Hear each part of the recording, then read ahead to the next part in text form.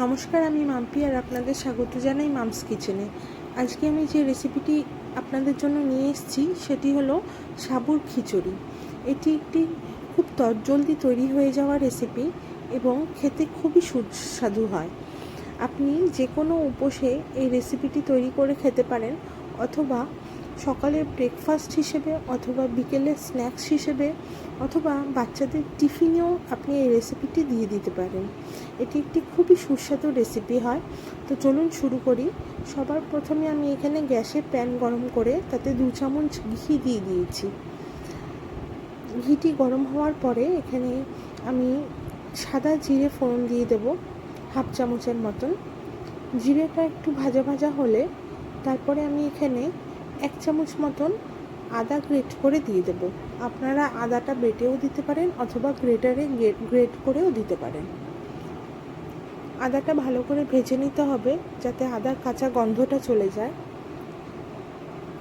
তারপরে আমি এখানে একটি আলু সেদ্ধ করে এরকম ছোট ছোট টুকরো করে কেটে রেখেছি, সেই আলু সিদ্ধটা এর মধ্যে দিয়ে দেব। তারপর একটু নাড়াচাড়া করে নেব। এরপর পরিমাণ মতন লবণ দিয়ে দেব। আবারও একটু ভালো করে নাড়িয়ে দেব। এরপর এতে আমি পরিমাণ মতন হলুদ 1/2 চামচ পরিমাণ আর পরিমাণ মতন লঙ্কার গুঁড়ো দিয়ে দেব। আপনারা যে যেরকম পরিমাণে ঝাল খাবেন সেই অনুযায়ী দিতে পারেন, তবে উপোস করলে ঝালটা না দেওয়াও ভালো, অথবা গোলমরিচের গুঁড়োও ব্যবহার করতে পারেন। এরপর ভালো করে আমি আলুটাকে মশলার সাথে ভেজে নেব।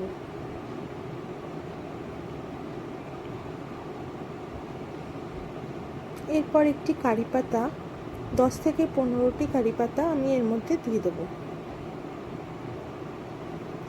আর কিছুটা পরিমাণে বাদাম আমি এখানে শুকনো খোলায় ভেজে রেখেছিলাম, সেই রোস্ট করা বাদামটাও এর মধ্যে দিয়ে দেব।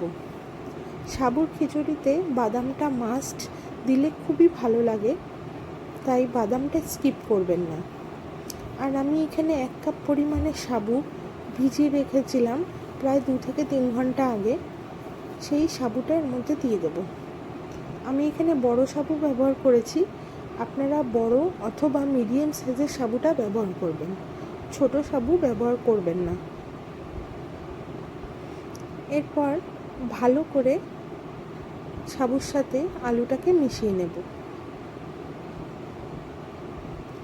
সাবুটাকে 2 থেকে 3 ঘন্টা আগে ভিজিয়ে রাখবেন আর অল্প জলে ভিজিয়ে রাখবেন, তাহলে দেখবেন সাবুটা ঝরঝরেভাবে থাকবে।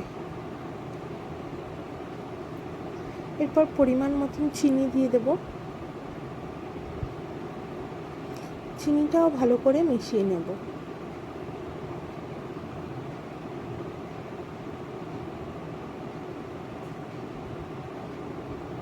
ব্যাস, এরপরে পরিমাণ মতন একটু ধনেপাতা দিয়ে দিলাম। একটু নাড়িয়ে নিলেই আমার সাবুর খিচুড়ি তৈরি হয়ে যাবে। এটি একটি খুবই স্বাস্থ্যকর রেসিপি এবং খেতেও খুবই সুস্বাদু হয়।